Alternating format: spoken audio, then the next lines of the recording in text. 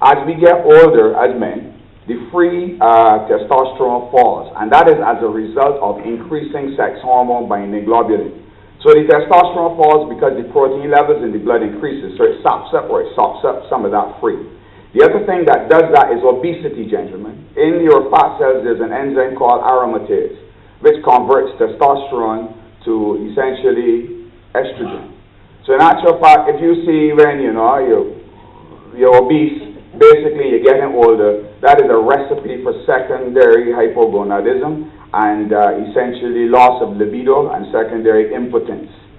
Now these things can all be avoided with exercise. Women do not have that option. A woman who is a fanatical athlete will become amenorrheic, unattractive to her male, and basically can't breathe because she is amenorrheic. That doesn't happen to men. Our erections get better.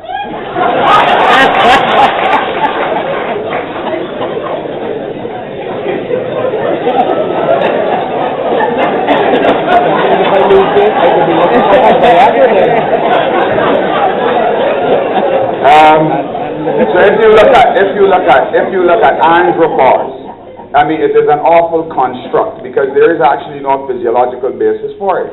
For that matter, even if you look at Eastern communities, there is absolutely no sort of word within the languages of the Eastern communities for menopause. It is just something that, that happens. Americans and the West needed to call it something so they could treat it. Then they started to treat it and realized that there were long-term implications from the use of HRT, etc., and secondary tumors. So I think that at the end of the day, these are things that we all go through. Now, with catastrophic gonadal failure, reproduction is essentially the end is dying. That does not happen to men. We can continue to bat and bowl and hit ball outside of Kensington until we are 90. And that was proven by a study in a blue zone. And the blue zones are essentially those parts of the world where people live the longest. One is Okinawa. The other one is a place called in Sardinia, in Barbaragia. The other one is in Loma Linda in California. And that is predominantly because there are Seventh-day Adventists. They drink lots of water and eat lots of nuts. And the other one is in Costa Rica, in the Nicoya Peninsula. The difference between that is the hot sun, that is the Caribbean. The difference between those men and the men in the other blue zones is that these fellas are not only old, they're breeding. So, gentlemen, all I can say from this is essentially, yes, you must support your females, but I must give you something that I put down here. Andropause is basically the unwilling wife, whether it is as a result of endometriosis or church, because when you get 40 ladies, you all keep men away from you, and then tell them to can't go outside.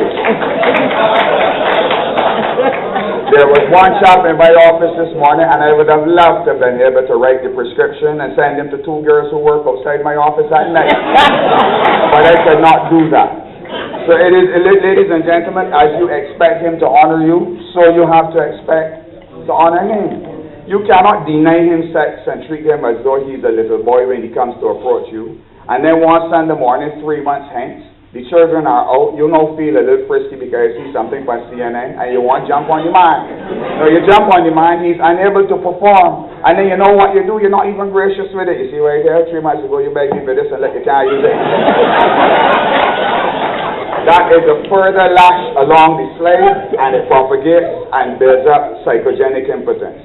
So look, at the end of the day, I think that the key to everything here, gentlemen, because everybody talking for women, is exercise. Exercise and exercise. Forget the vitamins. There is nothing else there. The common factor in the equation of good and healthy and long lives is exercise. And vigorous exercise. Not I talk about walking till you blow. Yeah, I talk about you making sure that your cardiac facilities increase and you're maximizing on them for about 20 to 30 minutes a day. Yeah, that is what I have to tell my men. Women, you all just find a way to sort for yourself out because we ignorant. I don't have to do all that.